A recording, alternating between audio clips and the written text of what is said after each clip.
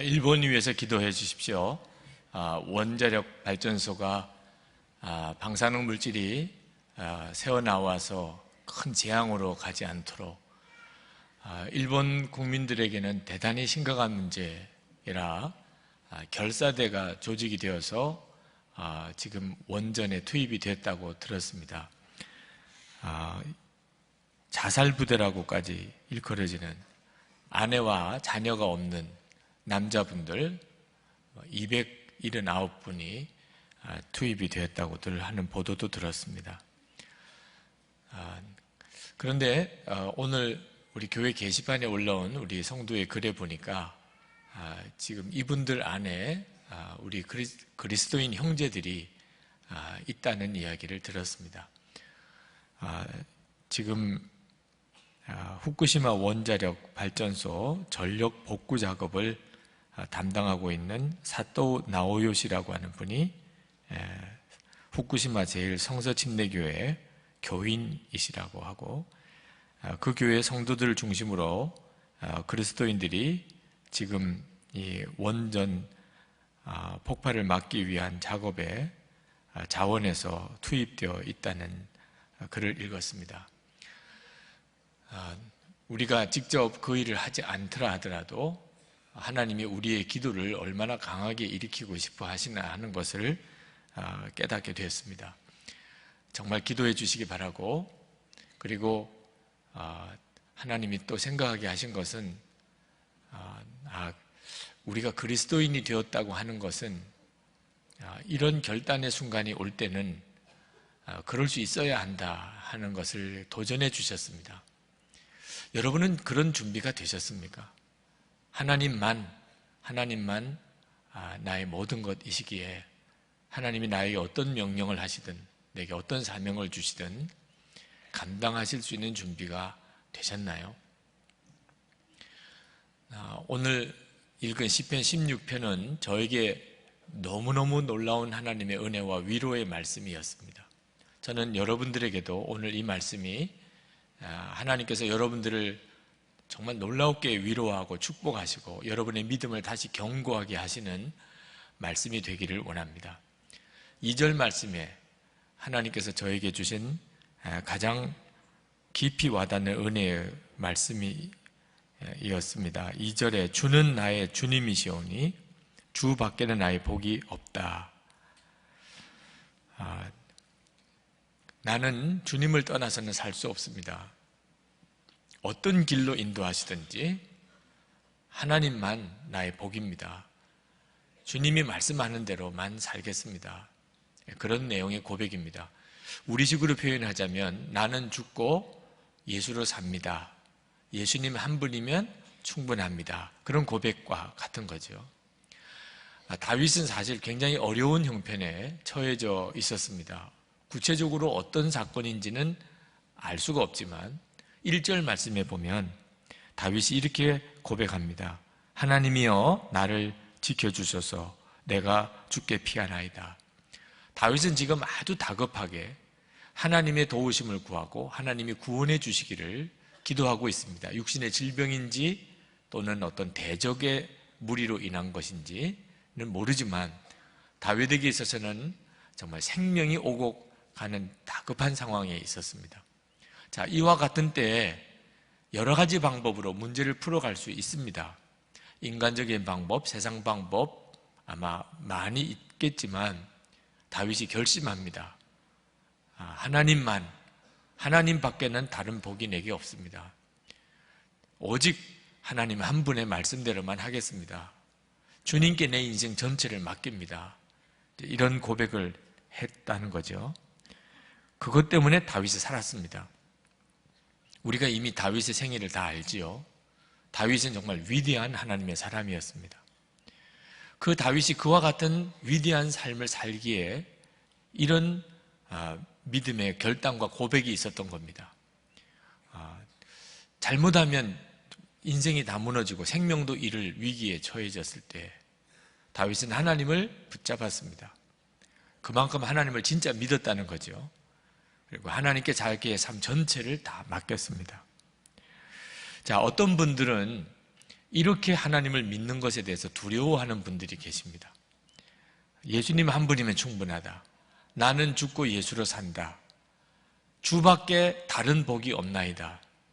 이렇게 믿는 것을 좀 너무 지나친 극단이라고 생각하시는 분들이 계시고, 또 마음에 그런 믿음의 태도를 가지고 살면 직장생활 어떻게 하란 말이야, 사업 어떻게 하란 말이야, 세상에서 낙오자가 되고 실패자가 되고 가난한 사람이 되고 그렇게 되리라는 생각을 예수를 믿으면서도, 하나님을 믿는다고 하면서도 여전히 가지고 계시는 분들이 실제로 많습니다.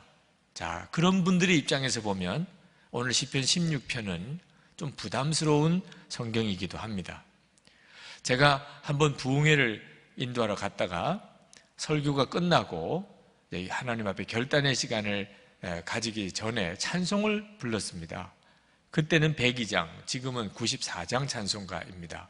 주 예수밖에는 귀한 것이 없네. 그 찬송입니다. 그 찬송을 부르다가 1절 부르고 제가 찬송을 중단했습니다. 주 예수보다 더 귀한 것은 없네. 이 세상 부귀와 바꿀 수 없네. 영 죽을 내 대신 돌아가신 그 놀라운 사랑 잊지 못해. 세상 즐거움 다 버리고 세상 자랑 다 버렸네. 주 예수보다 더 귀한 것은 없네. 예수밖에는 없네. 여러분들 아마 다 아시는 찬송이실 거예요. 많이 부르셨을 겁니다. 근데 그날 이 1절을 부르는데 제 마음에 그렇게 다 부르게 해도 되는 찬송이 아니구나 하는 생각이 들었습니다. 이 찬송을 들으시는 하나님, 이 찬송을 실제로 받으시는 주 예수님, 주 예수님의 입장에서 이 찬송이 부담스러우실 수도 있겠구나 하는 생각이 들었습니다.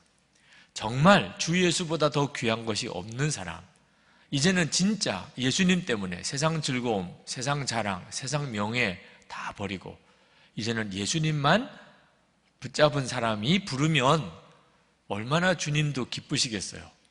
그런데 실제로는 예수님 못지않게 좋아하는 거 여전히 많고 여전히 세상 즐거움, 세상 자랑 붙잡고 있고, 그런 사람이 이 찬송가 가사라고 그냥 부르면 이건 오히려 주님을 힘드시게 하는 게 아닐까, 그런 마음이 너무 강하게 드는 겁니다. 그냥 부르게 해서는 안 될 것 같아요. 실제로 여러분들도 누가 여러분을 사랑하는 것도 아니면서 겉으로 말 가지고 나는 당신밖에는 없어요 이러면 여러분의 마음이 오히려 더 힘들지 않겠습니까? 그래서 1절 부르고는 성도들에게 제 마음을 전했어요. 이 찬송가 가사는 참 좋은 찬송가이지만 정말 마음이 그렇게 준비된 자가 불러야 좋은 거지, 주님이 그저 입으로만 이렇게 부르는 찬송가를 어찌 기쁘게 받으시겠고 어떻게 우리 가운데 역사할 수 있겠습니까? 그러니 이제 그냥 안 부르셔도 좋으니까 주 예수보다 더 귀한 게 없네, 분명하지 않으신 분은 부르지 않으셔도 됩니다. 세상 즐거움, 세상 자랑, 세상 명예, 예수님 때문에 진짜 다 버리신 분, 그분들만 한번 불러보십시다. 그리고 다시 2절부터 부르기 시작을 했는데 찬송을 부르는 사람이 없는 거예요. 그냥 불러도 되잖아요. 그렇죠? 하나님이 정말 너무나 강하게 우리와 함께 계심을 보여주시는 것 같았어요. 마음에 나는 아직 준비가 안 됐어. 나는 여전히 세상 즐거움, 세상 자랑, 세상 명예 너무 좋고, 그런 사람들은 정말 부르기가 너무 어려운 분위기였어요. 그런데 찬송만 못 부르는 게 아니고 반주는 계속 진행되고 있고 나중에는 그게 울음이 되고 흐느낌이 되고 그리고 그게 통곡이 되고, 그래서 설교 시간보다 오히려 그 찬송 못 부른 것으로 인해서 더 강한 하나님의 역사를 경험했던 적이 있었습니다. 자, 오늘 이 시간에 여러분들은 주 예수보다 더 귀한 것은 없네, 94장 찬송 정말 부르실 수 있습니까? 여러분 이제는 그렇게 되셨나요? 이 시편 16편의 다윗의 고백이 바로 그 고백인 것입니다. 2절에 주는 나의 주님이시니 주밖에 다른 복이 내게는 없습니다.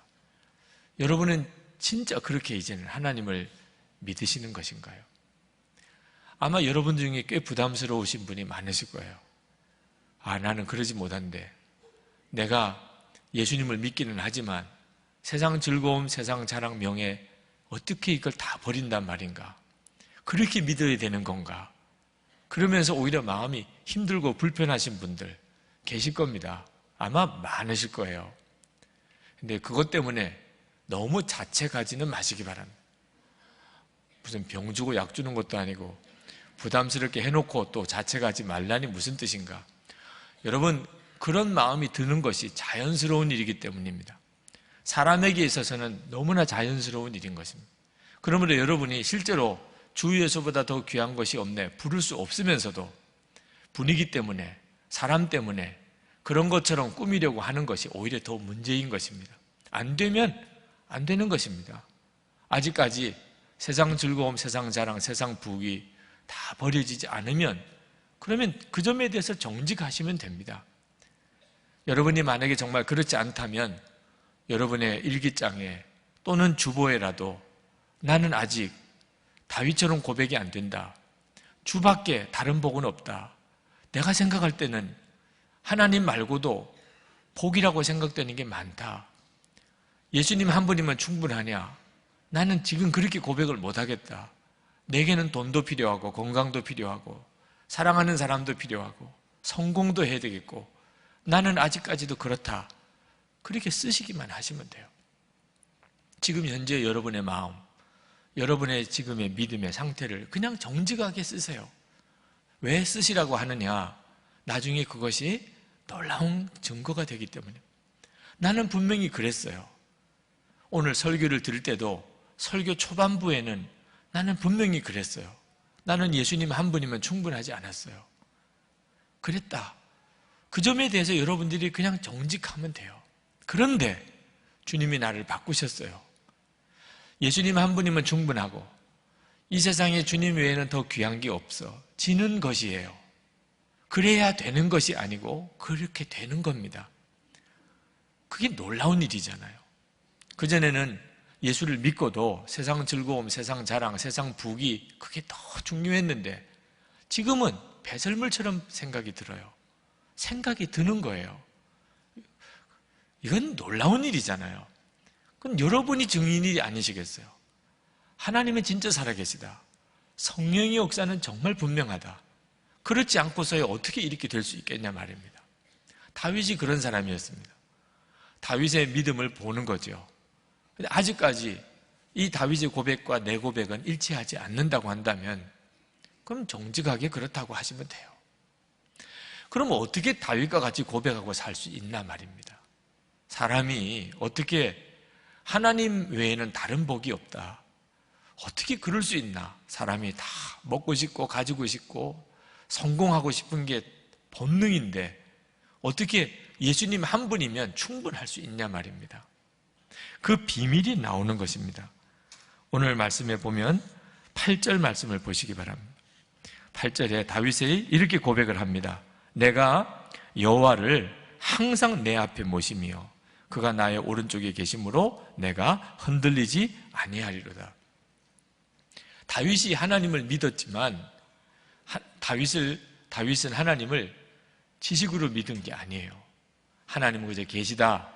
나도 그렇게 믿어. 그런 정도가 아닙니다. 다윗은 하나님을 살아계신 실제로 체험이 되는 그런 하나님으로 믿었다는 겁니다. 다윗은 하나님을 항상 자기 앞에 모셨어요. 하나님을 실제로 만났어요. 실제로 하나님 앞에 있었어요. 하나님이 항상 함께 계시는 것을 알았어요. 하나님을 믿어도 다 같은 게 아닙니다.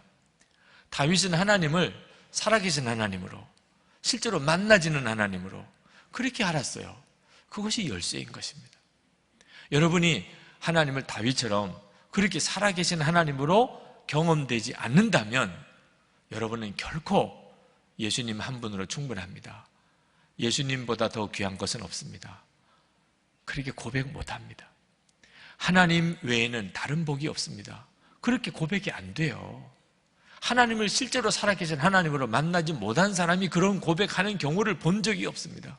그러나 여러분이 주님을 만나고 나면, 정말 살아계신 주님, 나와 함께 계신 주님을 알고 나면, 그러면 주님 외에는 내게 아무것도 소용없습니다. 나는 주님만이면 충분합니다. 이렇게 고백을 안 할 사람이 또 없는 것입니다. 하나님이 정말 살아계시고 나와 함께 계시는 것을 알고 난 다음에, 그 하나님의 영광을 보고 난 다음에도 여전히 다른 것에 미련을 가질 사람은 아무도 없는 것입니다. 다윗은 항상 하나님을 자기 앞에 모시고, 그리고 늘 주님을 바라보고 그렇게 살았습니다. 그렇기 때문에 하나님이 자기 오른쪽에, 오른편에 늘 함께 계심을 알았고, 그래서 어떤 일을 만나도, 비록 죽을 것 같은 상황이 와도 다윗은 조금도 하나님 말씀대로 사는 길에 흔들림이 없었던 것입니다. 흔들릴 필요가 없는 것입니다. 여러분, 우리가 다 영성일기를 쓰자고 하는데 다윗도 영성일기를 쓴 것을 알았습니다. 하여튼 관심이 거기 있으면 늘 그것밖에 안 보인다고 오늘 이 시편 16편을 읽는데 다윗도 영성일기를 썼구나. 그러니 그런 믿음을 가졌지. 7절 말씀을 보실까요? 나를 훈계하신 여호와를 송축할지라 밤마다 내 양심이 나를 교훈하도다. 여러분, 밤에 이제 하루를 지나고 영성일기를 쓰시면, 그러면 주님이 여러분을 훈계하시고 교훈하시잖아요. 오늘 내 하루에 지난 일들을 통해서 주님은 뭐라고 말씀하시는지 여러분들이 영성일기 쓰실 때마다 깨닫잖아요. 다윗도 그랬다는 겁니다. 다윗이 항상 밤에 하루 일과를 끝내고 그리고 하루를 주님 앞에서 자기의 삶을 돌아보았어요. 다윗은 수많은 시편을 썼습니다. 그가 실제로 일기를 쓴 사람이 아니었다고 한다면 아마 이 많은 시편을 설명할 방법이 없을 거예요. 놀랍지요. 하나님을 믿는 것은 지식으로 믿는 게 아닙니다. 개념으로 믿는 게 아니에요. 하나님이 실제로 만나시는 존재입니다. 그때만이 내가 하나님을 믿는다고 말할 수가 있습니다. 여러분, 하나님을 믿고 사는 것은 답답한 삶이 아닙니다. 24시간 예수님을 바라보는 것은 얽매인 삶이 아니에요. 5절, 6절을 보실까요? 여호와는 나의 산업과 나의 잔의 소득이시니 나의 분깃을 지키시나이다. 내게 줄로 재어준 구역은 아름다운 곳에 있으며 나의 기업이 실로 아름답도다. 9절에 이러므로 나의 마음이 기쁘고 나의 영도 즐거워하며 내 육체도 안전히 살리니. 하나님 외에는 다른 복이 없습니다. 그렇게 고백하고 사는 사람이 얼마나 즐거운 삶을 사는지, 얼마나 풍성하고 복된 삶을 사는지를 다윗이 우리에게 증언해주고 있는 것입니다. 여러분이 혹시 하나님 외에는 다른 복이 없다, 예수님 한 분이면 충분하다, 나는 이미 죽었고 예수님으로 산다, 이러면 불쌍하게 살 것 같고 얽매여 살 것 같고 실패자로 살 것 같고 정말 고난의 길, 십자가에 지고 가는 그런 어려운 길로만 여겨지는 분이 있다면 생각을 바꾸셔야 돼요. 어느 분이 교회 게시판에 글의 댓글 형태로 그런 솔직한 글을 올리셨어요. 솔직히 선한목자교회가 이해가 안 됩니다. 탁 다가오는 느낌입니다. 선한목자교회는 좀 이상합니다. 예수님은 있지만 내 존재는 없어진 이상한 느낌도 싫습니다. 그런 글을 올리셨어요. 아마 이분은 나는 죽고 예수로 산다고 말하는 이 말씀이 그렇게 느껴진 모양입니다. 나는 죽고 예수님만 사시고, 예수님을 잘 믿자는 건 좋아도 그렇게 꼭 죽어야 되나? 내 존재는 다 사라지고 내 꿈도 사라지고 내 계획도 사라지고 그러면 난 도대체 뭐야? 선한목자교회 좀 이상하다, 그렇게 생각하시는 것 같아요. 네. 아마 여러분 중에도 그렇게 생각하시는 분이 혹 계실지 모르겠습니다. 여러분, 내 존재는 뭐야? 나는 없어진다. 그게 영 부담스럽고 또 이상하게 느껴지십니까? 여러분, 조금만 달리 생각하시면 그게 얼마나 놀라운 것인가 하는 생각을 해보실 수는 없으신가요? 내가 저 전혀 느껴지지 않을 정도로, 내 생각은 조금도 나지 않을 정도로 그렇게 좋을까? 여러분이 진짜 사랑하는 사람을 만나서 사랑에 푹 빠졌다고 합시다. 그러면 그 사랑하는 사람을 바라보고만 있어도, 그 사랑하는 사람과 같이 있기만 해도 내 생각은 다 사라져 버렸어요. 뭘 먹어야 되지? 지금 시간이 몇 시지? 내가 뭐 해야지? 다 생각도 안 나요. 그냥 온통 그 사람밖에 생각이 안 나요. 그냥 그 사람과 같이 있는 게 너무 행복해요. 예수를 믿어도 이렇게 믿어야 예수를 믿는 거 아니냐 그 말입니다. 어떻게 선화목자교회는 예수님만 계시고 내 존재는 그렇게 싹 사라져 버리나? 그런 뜻은 얼마나 좋을까? 예수님을 그렇게 믿을 수 있으면 얼마나 좋을까? 이렇게 생각해 볼 수는 없나 말입니다. 여러분이 사랑한다고 하면서 그 사람하고 앉아 있는데 여러분 일이 자꾸 생각나요. 먹을 것도 생각나고 지금 몇 시인가 시계도 봐지고, 그러면 그게 이제 사랑이 식은 거죠. 그죠? 여러분, 우리가 진짜 예수님을 알고 그 예수님과 동행하고 사는 것은 황홀한 것입니다. 그래서 나는 죽고인 거예요. 나는 죽고 예수로 사는 것입니다. 어느 목사님께서 신학교를 졸업하고 1년 정도 이제 동기들이 다 전국에 흩어져서 사역을 하다가 이제 동기회를 1년 만에 모였습니다. 그리고 유명한 강사 목사님 한 분을 모시고 이제 특별 메시지를, 세미나를 하기로 했습니다. 그 목사님들이 가슴이 그냥 뜨겁게 1년 동안 사역을 했어요. 어려운 곳에서 사역하는 분도 많지만, 그러나 복음을 전하는 사명, 이 민족을 복음화시킬 그런 비전을 가지고 각지에서 열심히 사역을 했습니다. 그래서 이제 재충전을 받고 싶은 마음도 있고 동기들이 만나고 싶은 마음도 있고, 그래서 모여서 이제 그 목사님의 메시지를 듣는데, 그 목사님께서 말씀을 하면서 여러분들이 아무것도 하지 않아야 됩니다. 그런 식의 말씀을 하시더래요. 여러분들이 열심히 사역하셨습니까? 열심히 설교하셨나요? 열심히 전도하셨나요? 제발 좀 그렇게 하지 마세요. 여러분들이 그렇게 열심히 하면 그게 하나님께는 얼마나 짐이 되는 줄 아십니까? 여러분들이 열심히 하는 것은 아무것도 얻을 게 없어요. 여러분이 명심할 일은 요한복음 6장 29절 말씀입니다. 하나님의 보내신 자를 믿는 것이 하나님의 일이니라. 여러분이 하나님의 종입니까? 그렇다면 하나님이 보내시니 예수 그리스도를 믿는 것에만 전념하세요. 너무 혼란스럽더래요.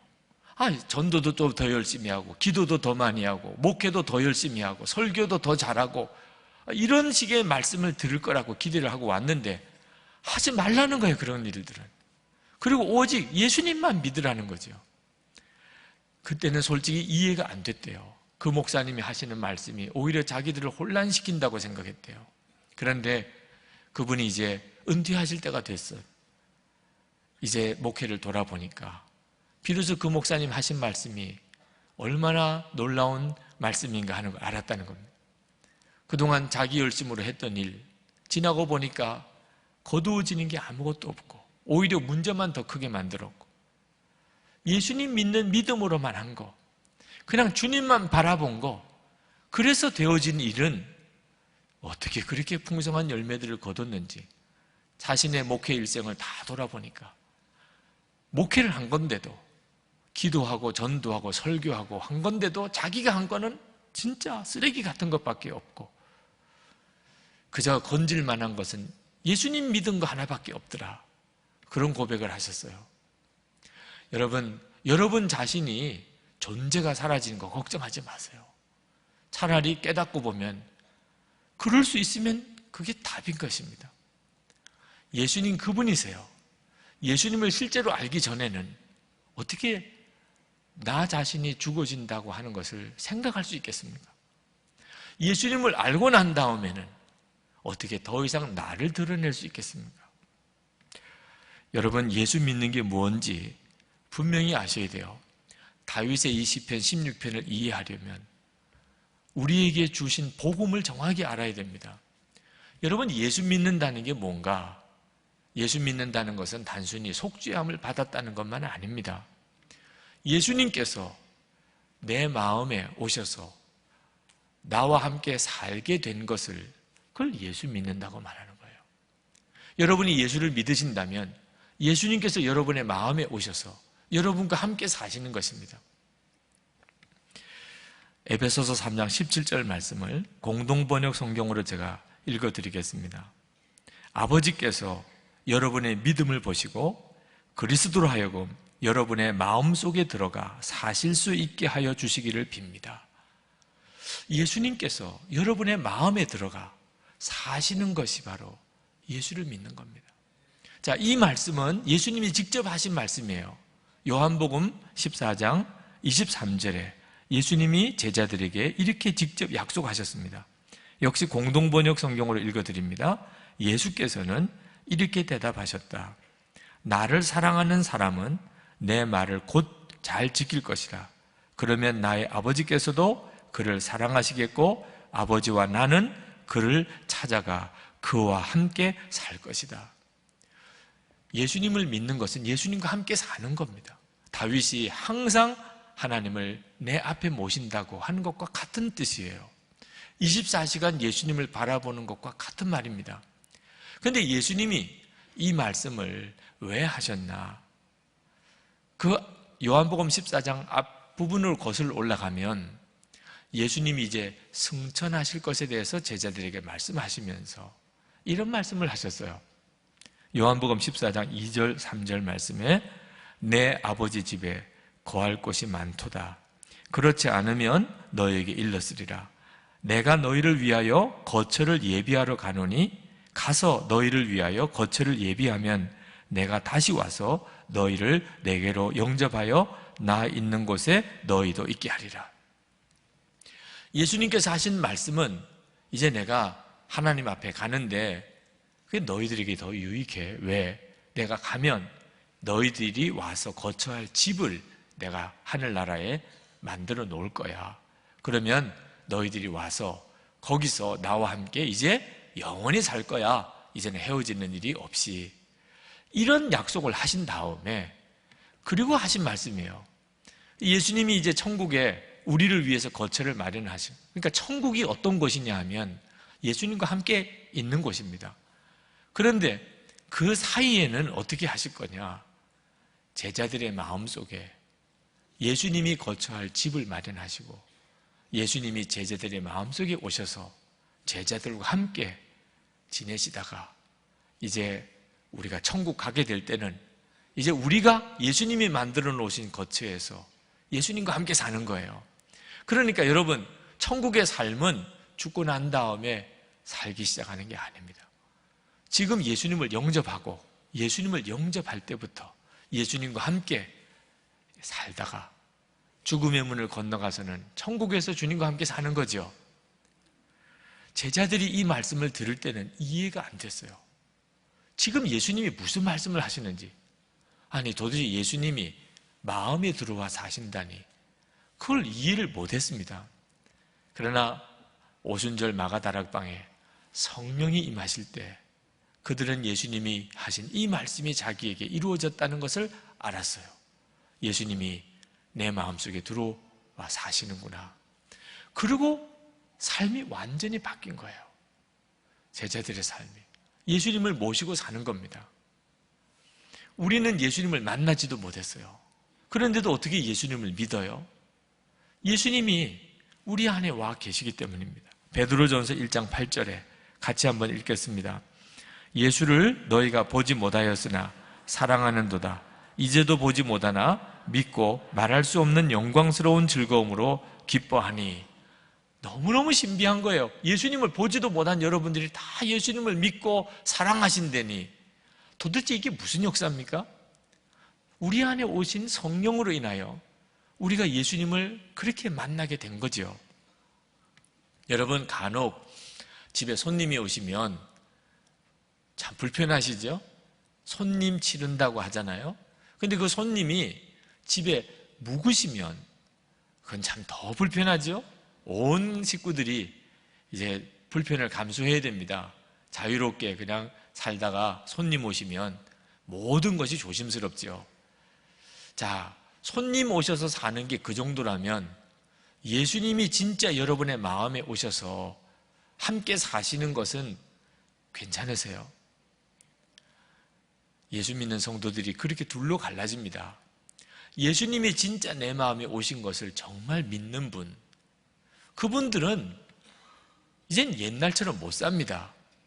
예수님이 내 마음에 오셨는데 말을 하나 해도, 무슨 일을 해도, 누구와 교제를 해도 예수님이 나와 함께 계시니 모든 게 다 달라지게 됩니다. 그래서 저 사람이 예수를 믿구나 하는 걸 알게 돼요. 완전히 다르니까, 예전에 알던 사람과 완전히 다른 사람이니까 말이에요.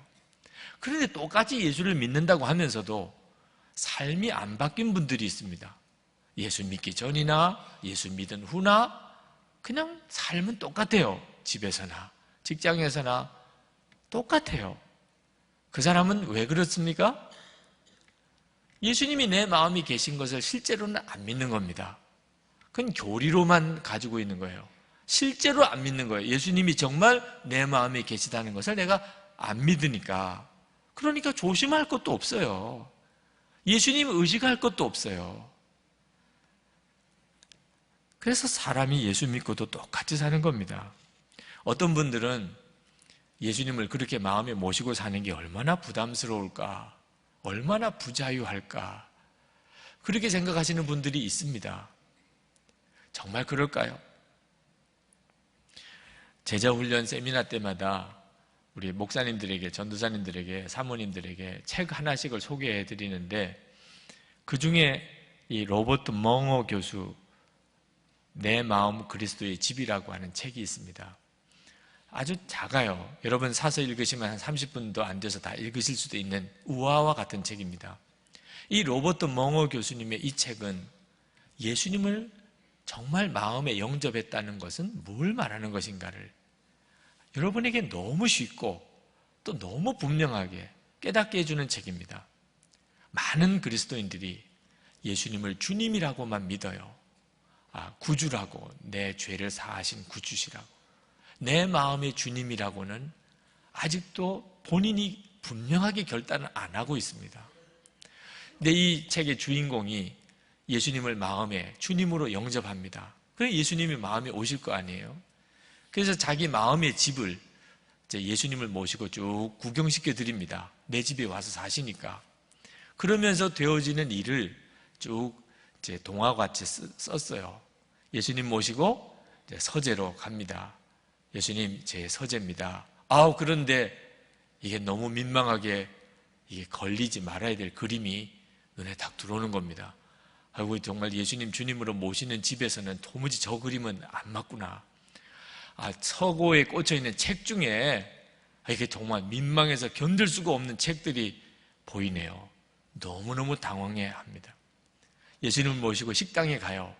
식당 가서 예수님께 식사 대접을 하려고 보니까 주님이 기뻐하실 만한 식사 메뉴가 뭔지를 잘 모르겠어요.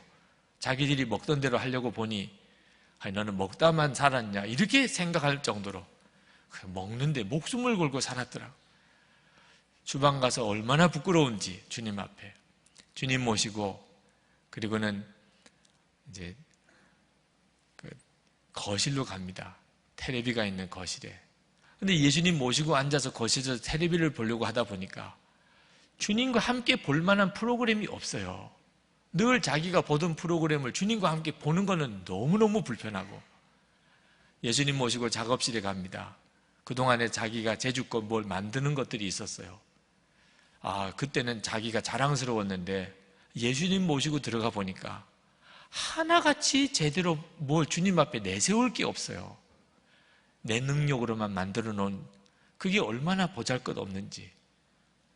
그리고는 예수님을 모시고 그리고 침실로 갑니다. 정말 자기의 침실에서의 생활이 주님 앞에서 견딜 수 없이 부끄러워요.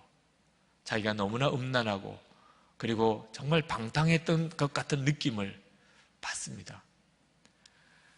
비밀스러운 방이 하나 있어요. 이 책 속의 사파 중에 그 비밀스러운 방 앞에서 두 손을 펼치고 예수님 못 들어갑니다. 이 방만큼은. 그러는 그림이 나옵니다. 도무지 주님께는 보여드릴 수 없는 방이 있어요. 주님이 그 방도 보셔야 주님이신 거죠. 하루는 너무너무 정신없이 서둘러서 아침에 출근을 막 하려고 뛰쳐나가다가 거실을 보니까 예수님이 그 거실 벽난로 앞에서 혼자 앉아 계신 것을 스치듯이 봅니다. 그리고는 불이 나게 다시 와서 주님, 매일 아침마다 이렇게 여기에 나오셨습니까? 그럼 그때 이분이 내가 예수님을 손님으로도 모신 게 아니구나. 완전히 예수님을 어떤 때는 내가 바쁘다고 내 일에 매여서 생각도 안 하고 지냈어요. 예수님을 내 마음에 주님으로 모시는 게 뭔지를 그림같이 보여줘요. 그러면서 이 로버트 멍어 교수가 이제는 내 집이라고 생각하지 말고 내 집의 소유권을 예수님께 옮겨드려야 된다고. 예수님을 주님으로 영접했다면 반드시 그래야 되는 거죠. 실제로 여러분의 집 말입니다. 지금 여러분이 살고 있는 집. 주님, 우리 집에 오세요. 주님, 우리 가정에 오세요. 이렇게 기도하지 마시고 이제는 예수님의 집에 사신다고 생각하라고 그랬잖아요. 이건 엄청난 생각의 변화입니다. 여러분, 항상 주님만 바라보고 사는 것, 그것은 자유도 없어요. 이제는 자기 마음대로 못해요. 내 꿈도 이제는 접어야 돼요. 그렇게 생각이 드십니까? 여전히. 지난 주간에 큐티를 하신 분들은 신명기 5장을 큐티를 하셨을 겁니다. 그 지난 목요일 큐티 부분 아마 생각나시는 분이 있으실 겁니다. 모세가 산에서 십계명을 가지고 내려왔을 때 이스라엘 백성의 장로들이 그네 시내산 밑에까지 다 와서 기다리고 있었습니다. 모세가 내려오는 걸 보고 그 장로들이 와서 모세에게 말합니다. 모세여, 우리가 죽는 줄 알았습니다. 하나님의 영광이 나타나는 것을 보고 불 속에서 임하는 하나님의 음성을 듣고 살아있다는 게 믿어지지 않습니다. 다시는 이런 경험하고 싶지 않습니다. 그러니 하나님께 나아가는 것은 모세 당신이 하시고 우리는 이제 물러갈 테니 그냥 전달만 해주세요. 우리가 그렇게 하나님의 음성을 듣기 원하지 하나님 이 불 가운데 임하시는 하나님의 임재를 도무지 우리가 감당을 못하겠습니다. 그때 하나님이 그 이스라엘 백성의 장로들의 이야기를 들어주라고 하십니다. 솔직히 하나님의 마음은 모세만 가까이 두시고 싶은 게 아니고 그 이스라엘 백성의 장로들도 가까이 하고 싶으셨던 것 같아요. 그러니까 가까이 오라고 하셨죠. 그런데 하나님의 마음하고는 달리 이스라엘 백성의 장로들은 하나님 가까이 하는 게 부담스럽다 그 말입니다. 하나님이 무섭다 그 말입니다. 그래서 하나님 만나는 것은 우리는 안 하겠다고. 이 사랑은 강요될 수가 없잖아요. 하나님은 그렇게 사랑하셔서 가까이 부르셨지만 싫다는데 어떻게 해요? 부담된다는데 어떻게 해요? 그래서 그러면 그들이 가게 하라고 하십니다. 그러나 31절에 너는 여기 내 곁에 서 있으라. 이 구절을 읽는데 가슴이 확 메이더라고요. 하나님의 심정이 무언가를 느낄 수 있겠어요. 하나님은 이스라엘 백성과 가까워지고 싶었어요. 친밀하게 교제하고 싶었어요. 근데 그들은 무섭대요. 싫대요. 부담스럽대요. 직접 하나님 만나는 것은 너무 부담스럽대요. 그러면 그들은 그럼 가게 하라. 그러면서 하나님이 그러나 너는 모세 너는 여기 나와 가까이 있으라. 하나님이 얼마나 교제에 대한 갈급함이 있으신가를 느끼게 해주는 것 같아요. 여러분, 하나님께서 모세에게 너는 여기 내 가까이 있으라고 하는 말이 모세에게는 저주처럼 들리십니까? 아, 모세 오제 싸다. 이제 너 이제 죽었다 진짜. 하나님이 너 늘 가까이 있으래. 솔직히 모세에게 있어서는 하나님과 늘 가까이 있음으로 인해서 그의 꿈은 이제 접어야 됐습니다. 그 무슨 개인적인 꿈이 있을 수 있겠어요? 모세 자기 마음대로 못 살았어요. 모세는 항상 하나님의 종으로만 살았습니다. 그래서 모세가 불행한 사람입니까? 저는 하나님 앞에 눈물로 기도가 나오더라고요. 하나님, 제가 모세처럼 되고 싶습니다. 하나님, 제가 다른 거 아무것도 하나님 원하는 게 없습니다. 정말 주님이 너 내 가까이에 있으라. 주님, 그 복을 받고 싶습니다. 그냥 마음으로 간절히 소원하게 되겠더라고요. 다 포기하라고 해도 할 수 있을 것 같아요. 주님과만 가까이 있을 수 있다면 다 버리라고 해도 할 수 있겠더라고요. 진짜 복을 몰라서 그런 거죠. 여러분이 진짜 승리하는 길, 정말 잘 사는 길, 정말 기쁨의 길을 몰라서 그런 거죠. 다윗이 왜 그렇게 부럽습니까?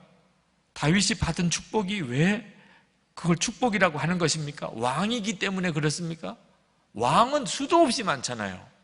그런데 왜 다윗은 특별합니까? 다윗은 항상 하나님을 눈앞에 모시고 살 수 있었던 사람이었기 때문에 다윗이 행복한 거지 않습니까? 모세나 다윗이 받았던 축복이 뭐죠? 하나님과 친밀함이었어요. 그런데 여러분, 그게 바로 우리가 누리는 축복이에요. 우리는 다윗이나 모세보다 더 놀라운 축복을 받고 있어요. 성령 하나님이 이미 우리 안에 오셨어요. 다윗에게도 그렇게는 안 했습니다. 모세에게도 그렇게는 안 했어요. 그런데 우리는 예수님 때문에 성령 하나님이 우리 안에 오셨어요. 우리가 진짜 믿고 정말 예수님이 내 안에 오시기를 원하고 그리고 믿으면 여기 계신 여러분 모두가 다 누리는 축복이에요. 다윗 비교가 안 될 정도예요. 예수님만이 우리에게 생명의 길로 인도하시는 분입니다. 11절에 보면 주께서 생명의 길을 내게 보이시리니, 여러분 어떤 어려운 일이 있어도 걱정하지 마세요. 생명의 길이 있습니다. 사는 길이 있단 말입니다. 주 앞에는 충만한 기쁨이 있고 주의 오른쪽에는 영원한 즐거움이 있나이다.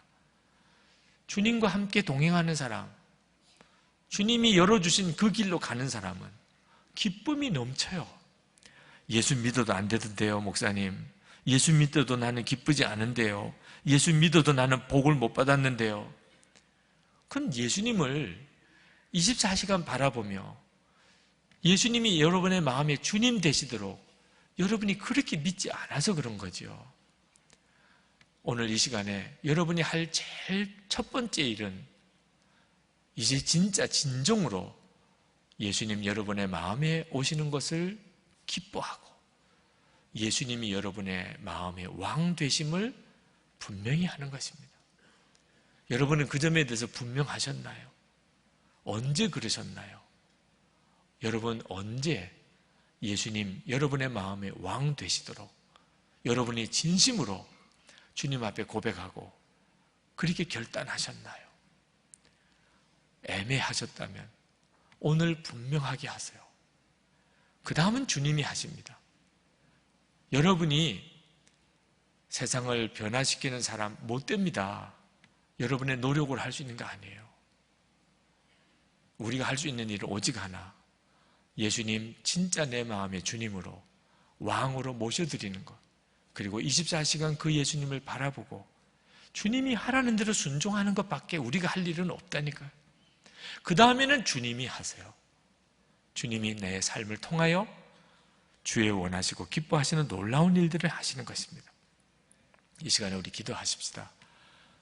여러분 정말 다시 한번, 또는 한 번도 그래 본 적이 없으신 분들은 지금 예수님, 제가 예수님이 정말 내 마음에 왕으로 주님으로 오시는 것을 제가 기쁨으로, 제가 정말 자발적으로 제가 원합니다.